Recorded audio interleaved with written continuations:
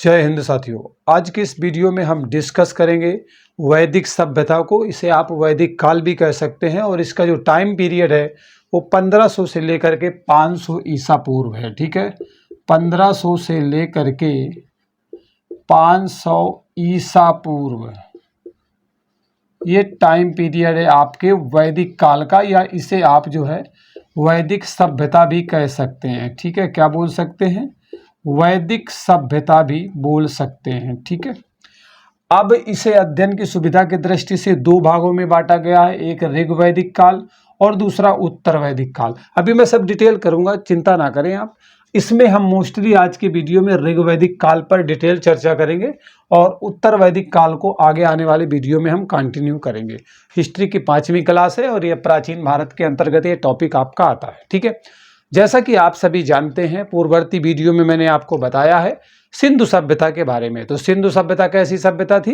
तो बेटा एक नगरीय सभ्यता थी। मतलब अगर हम सिंधु सभ्यता में जाएंगे तो वो एक नगरीय सभ्यता होती है। कैसी होती है? नगरीय सभ्यता होती है। लेकिन जो बेटा वैदिक सभ्यता है ना, ये एक ग्रामीण सभ्यता होती है। ठीक है, कैसी होती है? ग्रामीण सभ्यता होती है। कौन? आपकी वैदिक। और सिंधु वाली सभ्यता, जिसे हड़प्पा सभ्यता कहा जाता है, बहुत डिटेल किया है मैंने बहुत बेहतर तरीके से। ठीक है, सिंधु घाटी सभ्यता को अगर वीडियो नहीं देखा तो सीधे प्लेलिस्ट में जाकर के देख लीजिएगा चैनल पे। ठीक है, चलो। तो नगरीय सिंधु वाली थी, ग्रामीण आपकी वैदिक सभ्यता। बहुत बार प्रश्न पूछा गया है कि वैदिक सभ्यता किस प्रकार की सभ्यता थी, तो शायद अब आप गलती नहीं करेंगे। ठीक है, आप सभी लोग जानते हैं कि वैदिक साहित्य की रचना का श्रेय जो है आर्य लोगों को दिया जाता है। यही कारण है कि वेद भारतीय आर्यों के प्रारंभिक जानकारी के मुख्य स्रोत रहे हैं। तो अगर बात करें आर्यों की, क्योंकि बेटा ये वैदिक सभ्यता ना, ये आपके आर्यों पर ही निर्भर है और वैदिक साहित्य की जो रचनाएं होती हैं उसका श्रेय आर्य लोगों को दिया जाता है। इसीलिए क्या होता है कि जो वेद है ना, आर्यों के प्रारंभिक जानकारी का मुख्य स्रोत भी रहते हैं। भारत में आर्यों के अगर हम विस्तार की बात करें तो बताया जाता है कि आर्यों के 5 कबीले हुआ करते थे, जिन्हें पंचजन के नाम से जो है संबोधित किया जाता था। अगर हम ऋग्वेद पर जाएं तो देखेंगे भरत जन के राजा सुदास का। अभी देखो मैं क्या बता रहा हूँ, समरी बता रहा हूँ, थोड़ा सा इस टॉपिक को समझो, उसके बाद हम ऋग्वैदिक पर इंटर करेंगे। क्योंकि वैदिक को दो भागों में क्यों बांटा गया है ना, और बहुत सारी बातें जो फैक्ट है, जहाँ से प्रश्न एक्चुअली उठाए जाते हैं, वो आपको जानना जरूरी है। तो क्या होता है, ऋग्वेद पे अगर आप जाओगे तो भरत जन के राजा सुदास का उल्लेख मिलेगा। मतलब अगर आप ऋग्वेद में जाएंगे तो यहाँ पर भरत जन, ठीक है, के राजा होते हैं और उनका नाम होता है बेटा सुदास। क्या नाम होता है? सुदास। तो राजा सुदास के बीच में, ठीक है, और 10 राजाओं के बीच में, प्लस 10 राजा एक तरफ होते हैं और सुदास एक तरफ होते हैं। इनके बीच में एक युद्ध होता है। क्या होता है? इनके बीच में युद्ध होता है। और ये युद्ध होता कहाँ पर है, ये भी बहुत बार प्रश्न पूछा गया, ध्यान रखिएगा। ये युद्ध जो होता है बेटा, ये आपके जो है परुष्णी नदी के किनारे होता है। किस नदी के किनारे होता है? परुष्णी नदी के किनारे होता है। और इस नदी को जो है रावी नदी के नाम से जाना जाता है। तो रावी नदी के तट पर ये भयानक युद्ध होता है और इस युद्ध में राजा सुदास जो है क्या होते हैं? जीत जाते हैं, विजय प्राप्त करते हैं और ये 10 के 10 राजा हार जाते हैं। इसे एक और युद्ध के नाम से जाना जाता है। इस युद्ध को 10 राग युद्ध के नाम से भी जाना जाता है। बहुत बार पूछा गया है, 10 राग युद्ध के नाम से भी इस युद्ध को जाना जाता है। तो इस पॉइंट को भी आप नोट डाउन कर लीजिएगा। ठीक है, तो ये थोड़ी सी समरी थी। अब अध्ययन की सुविधा की दृष्टि से जो आपका वैदिक काल है, इसे दो भागों में बांटा गया है। ठीक है, अध्ययन की सुविधा की दृष्टि से आपका जो वैदिक काल है, इसे बच्चों दो भागों में बांटा गया है।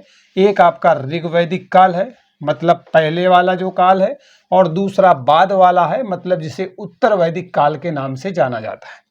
तो अब हम इसका काल विभाजन करते हैं। ठीक है, क्या करते हैं? काल विभाजन करते हैं, विभाजन करते हैं। ठीक है, काल विभाजन भी कह सकते हो आप, विभाजन भी कह सकते हो, जैसा समझ में आया वैसा समझ लो। तो पहला होता है ऋग वैदिक काल। क्या बोलते हैं बेटा? ऋग वैदिक काल। ठीक है, पहला वाला क्या होता है? ऋग वैदिक काल। और दूसरा वाला जो होता है, दूसरा भाग होता है, वो आपका होता है उत्तर वैदिक काल। ठीक है, कौन सा होता है? उत्तर वैदिक काल।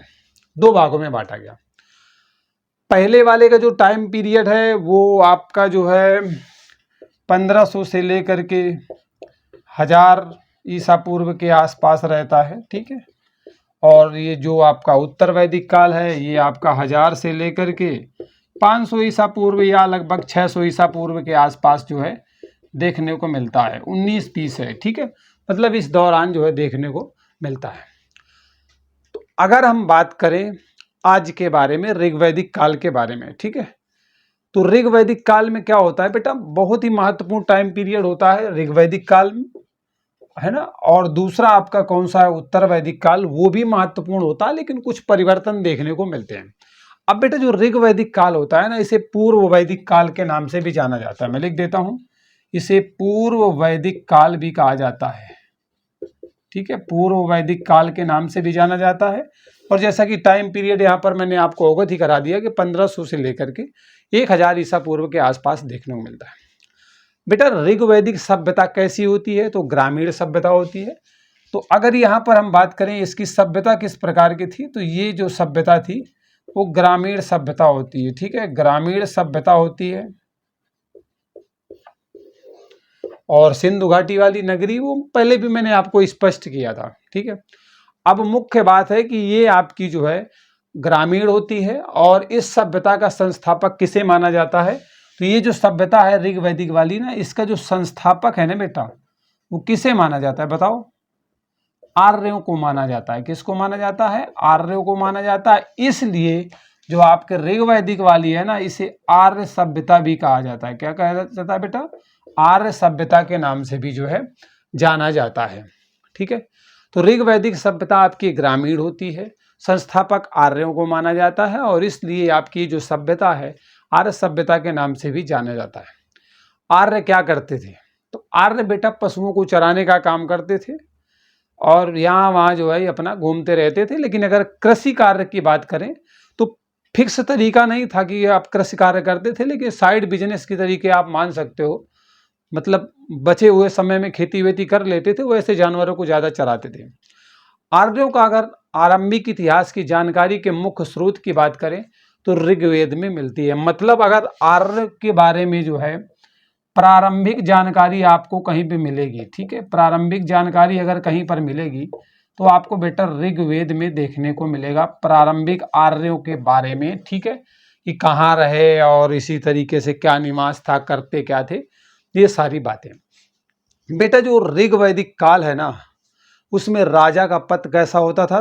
पैतृक हुआ करता था। ठीक है, तो अब उत्तर वैदिक काल को थोड़ा सा मैं मिटा देता हूं क्योंकि इस पर डिस्कशन हम कंटिन्यू आगे आने वाले वीडियो में करेंगे। ठीक है, अब हम इसी पर कंटिन्यू करेंगे, आपके जो है उत्तर वैदिक काल पर नहीं करेंगे, मतलब पूर्व वैदिक काल या ऋग्वैदिक काल पर करेंगे। ठीक है, चलो। तो बेटा ऋग्वैदिक काल में क्या होता है? राजा का पद जो है क्या होता है? पैतृक होता है। मतलब जो राजा का पद था ना, वो कैसा था? पैतृक था। मतलब पिताजी हैं तो अब आगे आने वाले समय में उनका बच्चा जो है राजा बनेगा, कहने का मतलब ये था। मगर कुछ ऐसे प्रमाण भी मिलते हैं कि राजवंश या सामंतों में से जो उपयुक्त व्यक्ति होता था उसे राजा बना दिया जाता था। क्योंकि अगर मान लीजिए पैतृक चला आ रहा है, मान लो राजा उसका पिता अच्छा था लेकिन पुत्र बड़ा बवाली टाइप का है, तो क्या होता है, जनता परेशान हो जाती थी।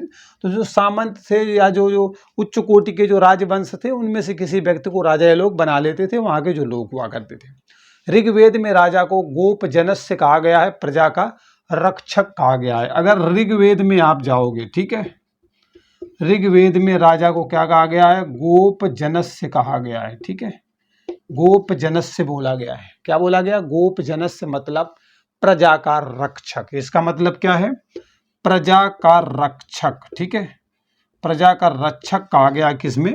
तो ऋग्वेद में। किसको कहा गया है? राजा को। ऋग्वैदिक काल में राजा अपना शासन अनेक मंत्रियों की सहायता से, सेनापति हो, पुरोहित हो, इनकी सहायता से चलाने का जो है प्रयास करता था या एक तरीके से करता था। ऋग्वैदिक काल में सभा एक परिवार आधारित संस्था होती थी। ऋग्वैदिक काल में बेटा सभा का भी जिक्र हुआ है। अथर्ववेद में आपने नाम भी सुना होगा, सभा एवं समिति को प्रजापति की 2 पुत्रियां या 2 दुहिताएं कहा गया है। ठीक है, तो वही कह रहा है कि जो सभा थी ना वो किस तरीके थी, परिवार आधारित थी। सभा जो थी ना वो परिवार आधारित संस्था थी, परिवार आधारित संस्था, मतलब परिवार के लोग भरे होते थे, राजा के परिवार के सगे संबंधी करीबी जो है इसमें शामिल हुआ करते थे। ठीक है, ऋग्वैदिक काल में समिति का अस्तित्व भी देखने को मिलता है और जो समिति थी वो जो है सामान्य जनता का प्रतिनिधित्व करती थी। तो यहाँ पर जो है समिति भी देखने को मिलती है ऋग्वैदिक काल में, और ये जो है सामान्य जनता का प्रतिनिधित्व करती थी। ठीक है, सामान्य जनता का जो है प्रतिनिधित्व करने का काम समिति करती थी। समिति का जो बेटा अध्यक्ष होता था ना वो पूछा जाता है आपसे, इसे ईशान कहा जाता था। समिति का जो अध्यक्ष था ना उसे बेटा क्या बोला जाता था, ईशान के नाम से जाना जाता था। बहुत बार पूछा गया, इसे थोड़ा नोट डाउन कर लीजिएगा जिससे कि अच्छे से इस टॉपिक को आप समझ पाओ। ठीक है, अब यहाँ पर अगर हमने समिति की भी बात कर ली है, सभा की भी बात कर ली है, तो स्वाभाविक सी बात है कि हमें अथर्ववेद में चलना पड़ेगा, क्योंकि अथर्ववेद में आपके सभा एवं समिति को प्रजापति की 2 पुत्रियां कहा गया है, तो उसको भी यहाँ पर हम मेंशन कर लेते हैं। ठीक है, चलिए तो अथर्ववेद में हम चलते हैं। बार बार मैंने बोला अगर हम अथर्ववेद में जाएंगे तो अथर्ववेद में आपको सभा भी मिलेगी और समिति भी मिलेगी। ठीक है, समिति है, छोटा सा है। ठीक है, तो आपको समिति मिलेगी और इन दोनों को क्या कहा गया है, प्रजापति की 2 पुत्रियां कहा गया है। ठीक है, प्रजापति की 2 पुत्रियां बोला गया है। ठीक, पुत्रियां कह सकते हो या दुहिताएं कह सकते हो। दुहिता माने भी पुत्री होता है ना, तो यहाँ पर बहुवचन है, यहाँ पर भी बहुवचन बोला गया है। ये बात भी क्लियर हो गई आपको। अब आपने देखा कि जो ऋग्वैदिक काल है इसमें आइडियल जो प्रथा थी वो प्रचलन में रहती है। ठीक है, जैसे कि गर्म हो गया, कुल्हाड़ी है, अग्नि है, पानी है आदि से परीक्षा जो है देना पड़ता था। तो आर्डियल प्रथा चलती थी इस समय। क्या चलती थी, आर्डियल प्रथा चला करती थी। और इसमें क्या होता था, किसी व्यक्ति की अगर परीक्षा लेना है तो उसे क्या करते थे, गरम कुल्हाड़ी का प्रयोग करते थे, है ना। गरम कुल्हाड़ी पर जैसे कि चलवा दिया, है ना, या हाथ उसके पकड़वा दिया कसी तेजी से, अग्नि में चलवा दिया, पानी में चलवा दिया, है ना। तो इस तरीके से अग्नि हो गया, पानी हो गया आदि में क्या करते थे, परीक्षा लेते थे। आइडियल प्रथा का मतलब होता है परीक्षा लेते थे। गर्म कुल्हाड़ी पकड़ा दिया, आग में जो है बोले चल के जाओ यहाँ से वहाँ तक, है ना, पानी में डुबकी लगवा दी काफ़ी देर के लिए। तो इस तरीके से वो लोग करवाते थे। तो आइडियल प्रथा इसे बोला जाता है। तो ऋग्वैदिक काल में बड़ी प्रचलित थी। जो बेटा ऋग्वैदिक काल में जो आर्य थे ना, इनका जीवन खाना बदोशी टाइप का था। मतलब उससे पहले जो आर्य थे वो खाना बदोशी टाइप के थे, लेकिन धीरे धीरे करके क्या हुआ ना, आर्यों ने बसना शुरू कर दिया था। यहाँ पर ये समझ लीजिए आप, अभी तक आर्यों का क्या था ना, जो खाना बदोशी जीवन चलता था। यहाँ पे खाया, कल वहाँ है, परसों वहाँ है, यहाँ वहाँ अपना डेरा डालते हुए घूमते रहते थे। लेकिन पारिवारिक जीवन जीना शुरू कर दिया था। मतलब यहाँ पर बसना उन्होंने जो है कहीं ना कहीं शुरुआत कर दी थी ऋग्वैदिक काल में। ठीक है, आर्य समाज कैसा था, तो पितृ सत्तात्मक था। मतलब पिता जो होता था वो परिवार का मुखिया होता था। तो बेटा जो आर्य समाज था, ऋग्वैदिक समाज था, वो कैसा था, पितृ सत्तात्मक था। ठीक है, पितृ सत्तात्मक समाज था। मतलब कहीं ना कहीं पिता की जो है क्या थी, प्रधानता थी। और पिता जो था वो मुखिया हुआ करता था। पिता क्या था, परिवार का मुखिया हुआ करता था। कहने का मतलब ये है। ठीक है, ओके, चलिए। अब इस दौरान ये भी देखा गया है कि संयुक्त परिवार की जो है प्रथा प्रचलन में रहती है और इस काल में स्त्रियों को समाज में आदर और सम्मान मिलता था। पर्दा प्रथा और बाल विवाह का प्रचलन नहीं था। पूछा जा सकता है आपसे प्रश्न, तो ऋग्वैदिक काल में अगर पर्दा प्रथा की बात करोगे तो इसका प्रचलन नहीं था। ठीक है, पर्दा प्रथा हो या फिर बाल विवाह की बात करें कि छोटा बच्चा है, छोटी बच्ची है और उसका विवाह करवा दिया गया, तो इसका भी प्रचलन देखने को नहीं मिलता है आपके ऋग्वैदिक काल में। अंतर जाति विवाह का प्रचलन देखने को मिलता है। ठीक है, मतलब एक जाति से दूसरी जाति में जो है लोग शादी करवा देते थे, इसका प्रचलन देखने को मिलता है। विधवा विवाह का प्रचलन भी देखने को मिलता है आपके जो है ऋग वैदिक आर्यों के टाइम पीरियड में। लेकिन इस काल में आर्य वर्ण का दास वर्ण के साथ विवाह निषेध माना जाता था। मतलब अंतरजातीय विवाह तो करवाते थे, लेकिन अगर मान लो कोई कन्या आर्य वर्ण की है, ठीक है, आर्य वर्ण का जो विवाह था वो क्या करते थे, अगर कोई दास वर्ण है, ठीक है, दास आस रहते थे ना, दास वर्ण है, इसके साथ में निषेध था। मतलब आर्य वर्ण का विवाह आप दास वर्ण के साथ नहीं करवा सकते, बाकी आप कहीं भी करवा सकते हो। स्त्रियां राजनीति में भाग नहीं ले सकती थी और ना ही संपत्ति संबंधी कोई अधिकार उनके पास होता था। लेकिन वर्तमान में स्त्रियों को भी पिता की संपत्ति में बराबर का अधिकार दिया गया है। अगर चाहें तो बच्चियां अधिकार ले सकती हैं अपने माता पिता की संपत्ति पर, ठीक है। आर्य मूलतः शाकाहारी थे, लेकिन कभी कभार, कहते नहीं कभी कभार पी लेते हैं ना, तो वही है कि कभी कभार विशेष अवसरों पर वो क्या करते थे, मांस का प्रयोग कर लेते थे। और इस काल में एक चीज और बताई जाती है कि जो आर्य थे ना, वो गाय को अघन्या बोलते थे, मतलब ना मारे जाने वाले पशु की श्रेणी में रखते थे। तो इसे थोड़ा समझना होगा आपको, तो मैं थोड़ा सा इरेज कर लेता हूँ और उसके बाद जो है आपको बताता हूँ, ठीक है। तो वीडियो कैसा लगा कमेंट करके ज़रूर बताइएगा। और मुख्य बात ये है ना कि आप परिवार से जुड़ना चाहते हैं तो सब्सक्राइब कर लें और बेल आइकन जरूर प्रेस कीजिएगा, जिससे कि वीडियो की नोटिफिकेशन आप तक पहुंच पाए। तो चलिए, हम कहाँ थे, आर्यों पर थे, शाकाहारी थे, कभी कभार के विशेष मौसम पर जो है काम चल जाता था, मांस मदिरा का सेवन कर लेते थे। लेकिन अगर बात करें गाय को तो आर्य लोगों ने गाय को अघन्या की श्रेणी में रखा था। अघन्या बहुत पूछा जाता है, इसका मतलब होता है ना मारे जाने योग्य, ठीक है, ना मारे जाने योग्य पशु की श्रेणी में रखते थे। किसको, गाय को। ओके। ऋग्वैदिक आर्य सूती हो गया, ऊनी हो गया, धोती कुर्ता आदि जो है कपड़े पहना करते थे और सोने चांदी के आभूषणों का भी प्रयोग करते थे। मतलब कपड़ा जैसे हम लोग पहनते हैं ना, उतने मॉडर्न तो नहीं थे, लेकिन मतलब सूती भी थे, ऊनी भी थे। जिस तरीके के कपड़े बनते थे, धोती कुर्ता वगैरह, उनका जो है प्रयोग करते थे। सोना चांदी जैसा आभूषणों का यूज आप लोग करते हो, वैसे वो लोग भी किया करते थे।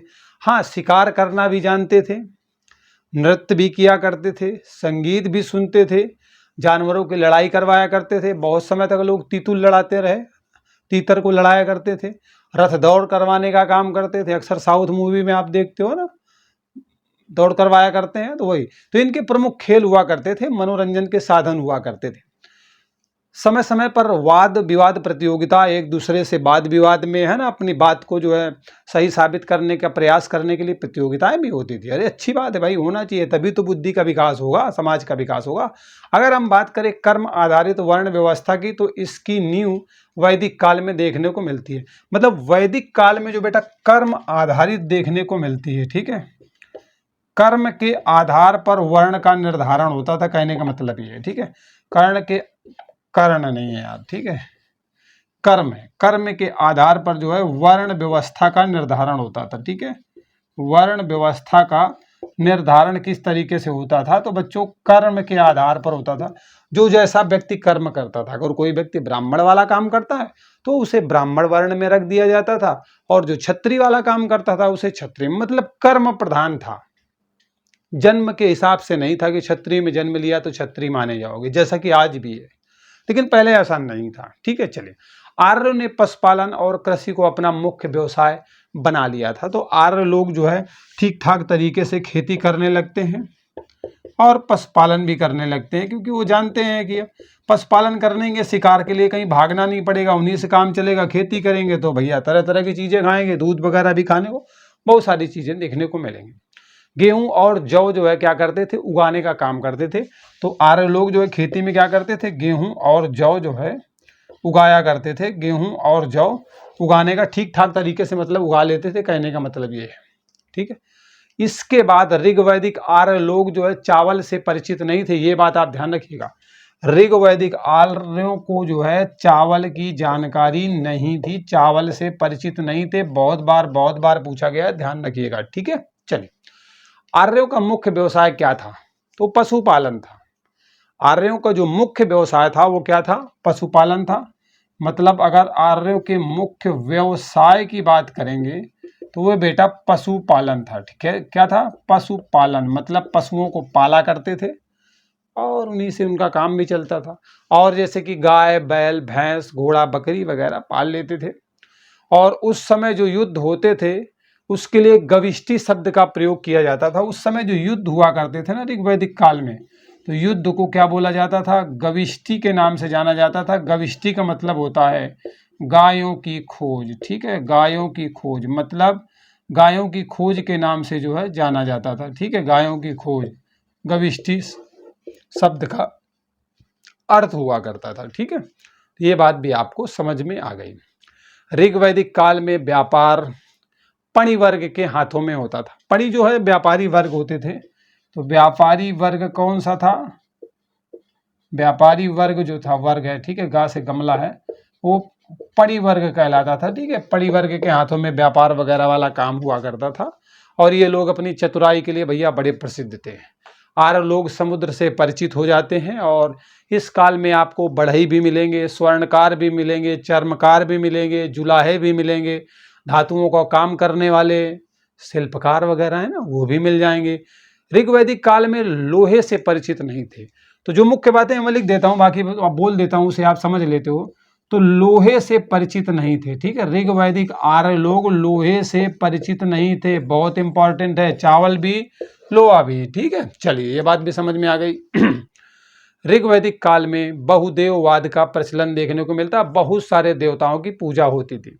इस काल में देवताओं की उपासना यज्ञ के द्वारा की जाती थी और इस काल में मनुष्य बलि का कोई उल्लेख नहीं मिलता। मतलब अगर मनुष्य बलि की बात करोगे ना, मनुष्य बलि की, तो मनुष्य बलि का कोई उल्लेख आपको ऋग्वैदिक काल में देखने को तो नहीं मिलेगा। हाँ, अगर आप पूछोगे मंदिर वंदिर मिले हैं, तो मंदिर भी नहीं मिले, और क्या कहते हैं, मूर्ति पूजा का भी कोई उल्लेख नहीं मिला। समझ रहे हो ना?